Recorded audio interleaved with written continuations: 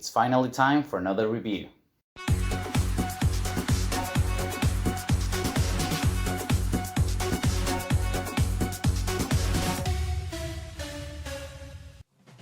Hello guys, one more time and welcome to Ring Royalty. My name is Alexis, as you already know. I'm here today. I will be reviewing Hell in a Cell 2022, the WWE pay-per-view that just happened this past Sunday.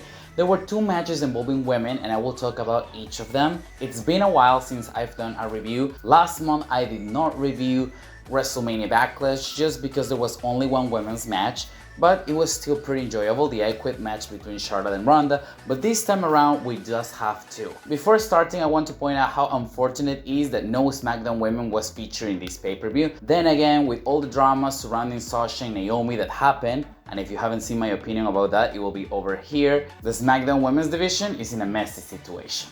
But anyways, without anything left to say, let's start with the review.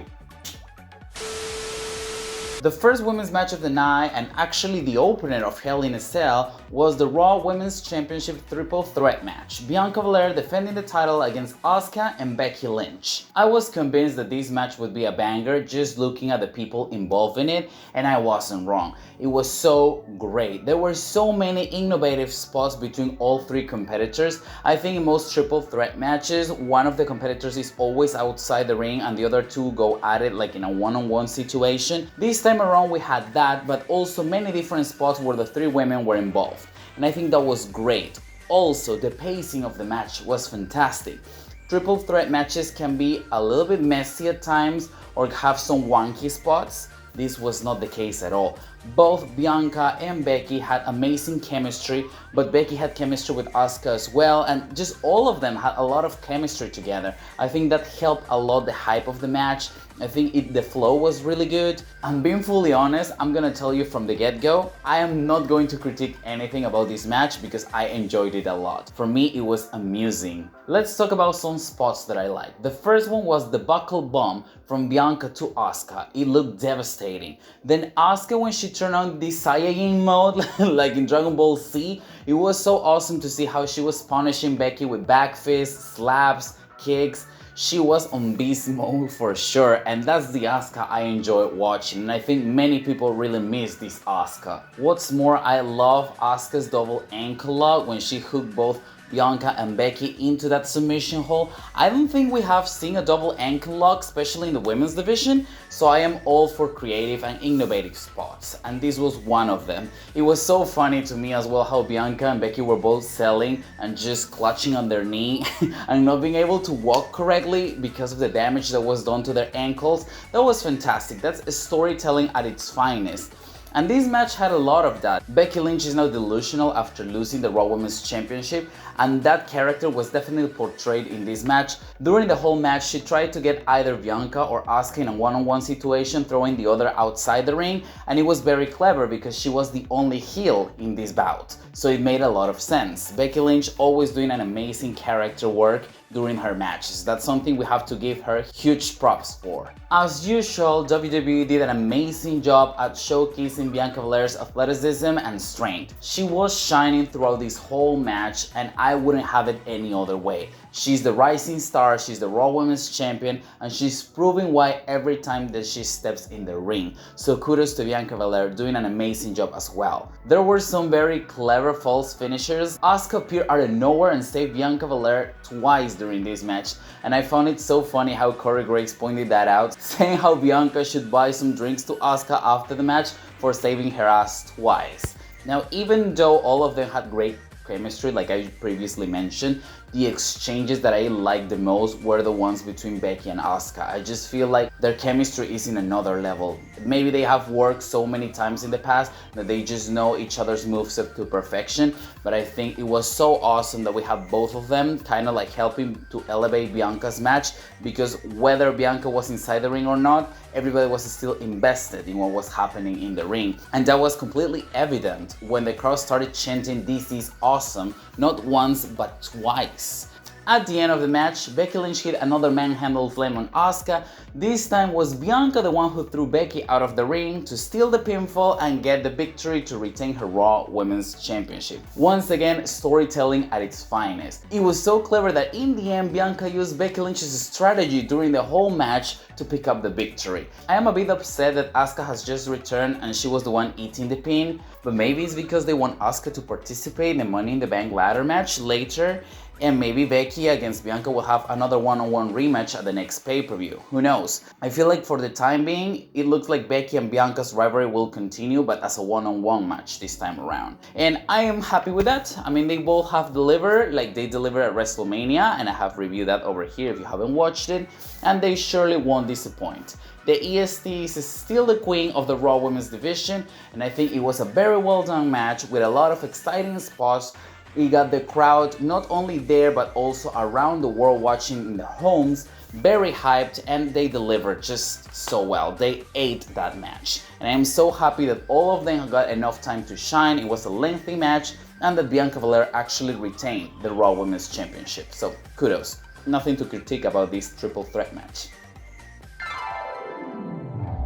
And the second match involving women of the night was again from the Raw Women's division, and it was a 6-person mixed tag team match. The Judgment Day Edge, Damian Priest and Rhea Ripley facing AJ Styles, Finn Balor and Liv Morgan. Now let me tell you something, I was a bit worried for Rhea and Liv because I thought they would be pushed to the side so the men can do their thing, but they had the same amount of in-ring time as men, and I was delighted with that, to be honest.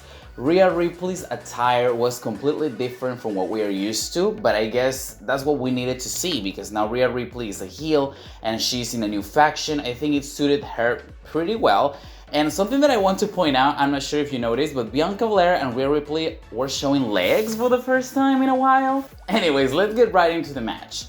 The triple team at the beginning of the match and the early going was fantastic.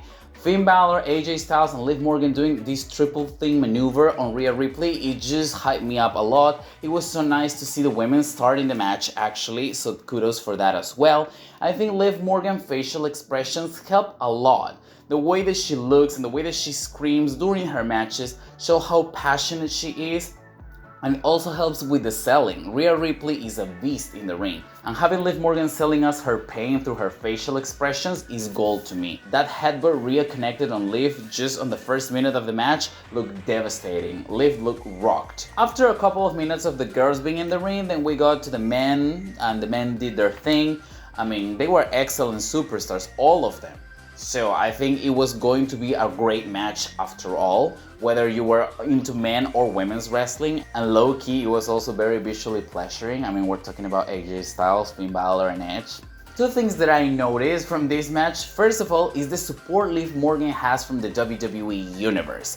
It is unreal. She's so likable as a babyface. Everybody was chanting her name every time she got inside the ring. The only thing that Liv have to improve a little bit more is her promo skills. But other than that, she's doing fabulous. And her moveset has improved so much from last year. I definitely see Liv Morgan as one of the rising stars in the women's division. I just hope she's booked correctly. And the second thing that I noticed is how much Rhea Ripley's attitude has changed to fit her new heel persona, and I'm loving every second of it. It was so enjoyable to see how she was mocking AJ and Finn from the outside, how she was laughing, she was cheating, and she really looked like she enjoys seeing them being punished. And that's what we need from a heel. Rhea Ripley can become one of my favorite heels in WWE today if she keeps this up. Another lovely spot happened by the end of the match when AJ Styles, Finn Balor and Liv Morgan all of the diving moves to the outside, especially the suicide dive by Liv Morgan and Rhea Ripley. I found that amazing. I think both of them sell it pretty well. And by the end of the match, even though the women were not the legal competitors, they had a lot of influence in who won the match in the end. Finn Balor had Edge laying on the ground, ready to hit the coup de grace, and suddenly Rhea Ripley popped out of nowhere, looking at Finn and challenging him. Come on bitch, try to jump, hit me. And I just love how Rhea Ripley is so defiant. Then Liv Morgan popped out of nowhere, climbed into Rhea's back, trying to hit a sleeper hold. They both fell outside the ring, Finn Balor missed his finisher and was exposed to Edge's spear for the 1-2-3. The leader of the Judgment Day leads his team to the victory. We saw Edge, Priest and Ripley celebrating in the middle of the ring and mocking Balor, who was struggling and groaning in pain. This is a great storyline that would elevate both Ripley and Morgan, not only because they're working with top-notch stars in the men's division, but also they are getting a secondary feud outside the title picture to stay relevant. I think it helped both of them a lot. Depending on who was the winner, I think both of them benefited from this participation of Hell in a Cell pay-per-view. It was very nice to see a side feud involving women after a long while, actually. Definitely everybody got a chance to shine in this match, both men and women. The only thing that I would have loved to see, despite the match being great, obviously, but I would have loved to see this as an intergender match because I was craving some interactions between Rhea Ripley and AJ Styles, or maybe Rhea and Finn Balor. I mean, Rhea can get physical with the lads. She has the body and she has the attitude, the moveset to do it, the strength, so why not? To sum this up, it was a great 6-person mixed tag match. The girls had an amazing showing, the crowd was really into the match. Both of them were developing their characters a lot more and both of them got support from the crowd. So I am pretty satisfied with that. Alright, so this was my review for Hell in a Cell 2022. Let me know down in the comments what did you think about each of the matches I've just reviewed, and also who do you consider was the MVP of the pay-per-view. Once again, I would like to thank you for your support, it means a lot. I would really appreciate if you give this video a like and you subscribe. Lately I've been struggling a little bit finding time to record, and also some of my latest videos haven't really done as good as I thought they would, but it's time to keep going and keep working on it. So your support is vital to me and is very, very important. Thank you for it, and I guess this is it for today. My name is Alexis, as you already know. Here is my Instagram if you want to follow me or anything, and I'll see you guys next time. Goodbye!